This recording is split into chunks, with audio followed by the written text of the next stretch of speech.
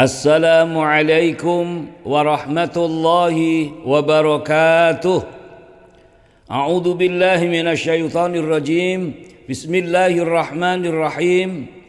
Alhamdulillahi wa kafa. Wassalatu wassalamu ala nabiyil mustafa wa ala alihi wa ashabihi ahli sidqi wal wafa. Qalu subhanaka la ilma lana illa ma 'allamtana innaka antal alimul hakim. Sadaqallahul azim, amma ba'd. Dewan Hakim yang dimuliakan Allah subhanahu wa ta'ala, pertama mari kita panjatkan syukur kehadirat Allah subhanahu wa ta'ala. Semuanya diberikan kesehatan oleh Allah subhanahu wa ta'ala. Salawat yang kita baca, sunnah Rasul yang kita laksanakan, mudah-mudahan menghantarkan kita menjadi umatnya yang besok di akhirat akan mendapatkan syafaatnya. Dewan Hakim yang dimuliakan Allah subhanahu wa ta'ala, pada musabaqah da'i-da'iyah yang singkat kali ini akan kami sampaikan dengan tema atau judul toleransi beragama. Kita bersama telah mengetahui Rasulullah sallallahu alaihi wasallam tatkala hijrah dari Mekah ke kota Madinah untuk membangun masyarakat yang harmonis dan damai. Tiga pokok yang dibangun secara fundamental oleh Rasulullah Muhammad sallallahu alaihi wasallam. Tiga hal pokok tersebut adalah beliau satu membangun masjid, yang kedua mempersaudarakan muhajirin dan kaum ansar, yang ketiga adalah mengikat perjanjian antara pemeluk Islam dengan pemeluk agama lain yang hidup di Madinah.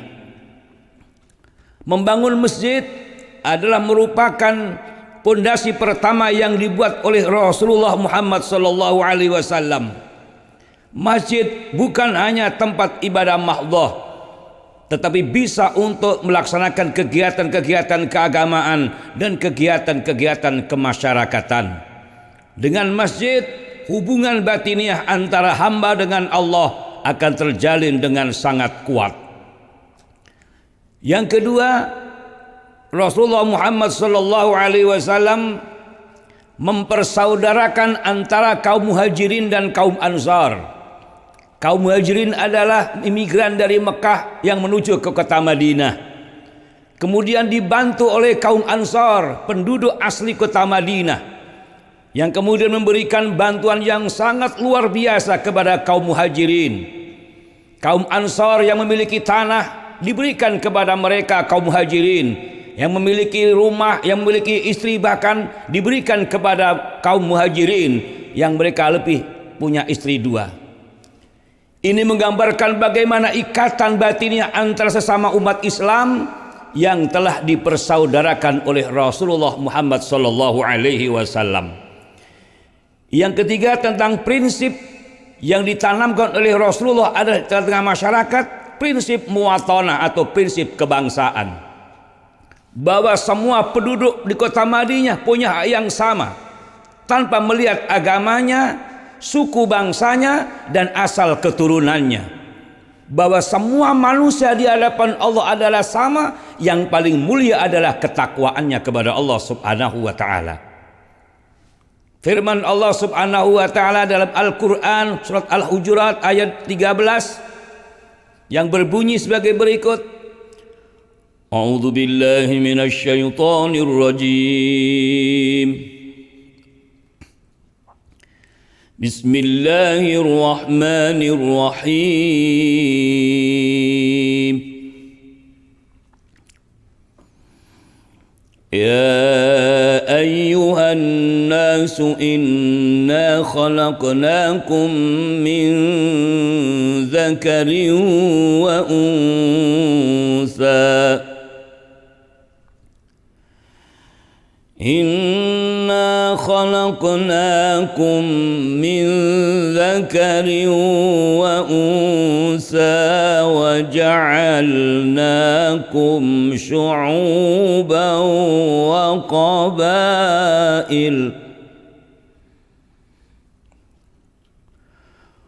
وَجَعَلْنَاكُمْ شُعُوبًا وَقَبَائِلَ لِتَعَارَفُوا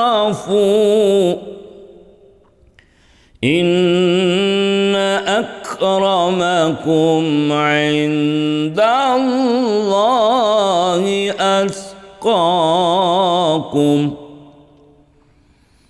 innallaha alimun khabir.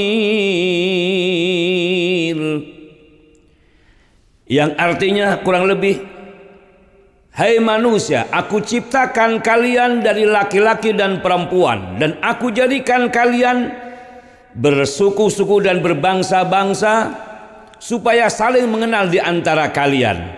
Sesungguhnya yang paling mulia di antara kalian di hadapan Allah adalah yang paling baik ketakwaannya. Sesungguhnya Allah Maha mengetahui dan Maha mengenal. Dewan Hakim yang dimuliakan Allah Subhanahu wa taala, dari ayat ini bisa kita cari kandungannya bahwa semua manusia di hadapan Allah adalah sama.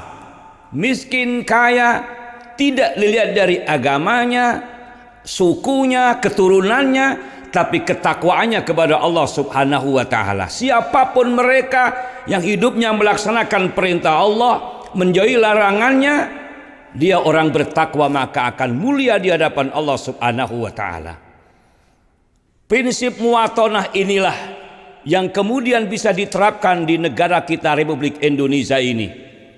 Kita mengenal ada kerukunan umat beragama. Kerukunan intern umat beragama, kerukunan antar umat beragama, dan kerukunan umat beragama dengan pemerintah.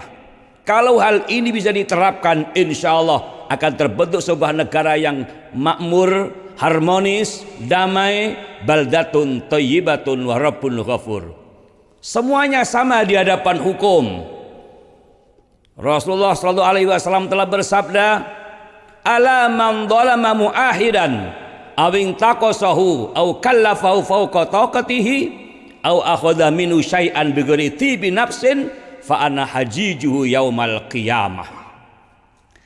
Artinya siapa yang mendolimi muahid atau non muslim yang mengikat perjanjian dengan muslim, atau memberi beban melebihi kemampuannya, atau mengambil haknya tanpa kerelaan yang bersangkutan, maka aku Rasul yang akan menuntutnya besok pada hari kiamat. Insya Allah jikalau kita saling hormat menghormati, saling toleran di antara umat yang ada di Indonesia ini dengan berbagai macam agama yang hidup di tengah-tengah negara kita, insya Allah akan tercipta sebuah negara yang rukun, harmonis, damai, baldatun thayyibatun wa rabbun ghafur. Dewan Hakim yang dimuliakan Allah Subhanahu wa taala, masjid, kemudian persaudaraan antara umat Islam, dan kemudian perjanjian umat Islam dengan pemeluk agama yang lain dengan baik tercipta, insya Allah Indonesia akan menjadi negara yang harmonis, damai, maju, baldatun thayyibatun wa rabbun ghafur. Sebelum kami akhiri, alangkah baiknya jikalau saya sampaikan sebuah pantun. 1 ditambah 1 sama dengan 2. Tetaplah bersatu walaupun kita berbeda agama. 3 dikurangi 1 adalah 2. Jikalau kita bisa bersatu, insya Allah NKRI akan jaya. Demikian, mohon maaf atas segala kekurangan. Usikum wa nafsi bitaqwallah. Assalamualaikum warahmatullahi wabarakatuh.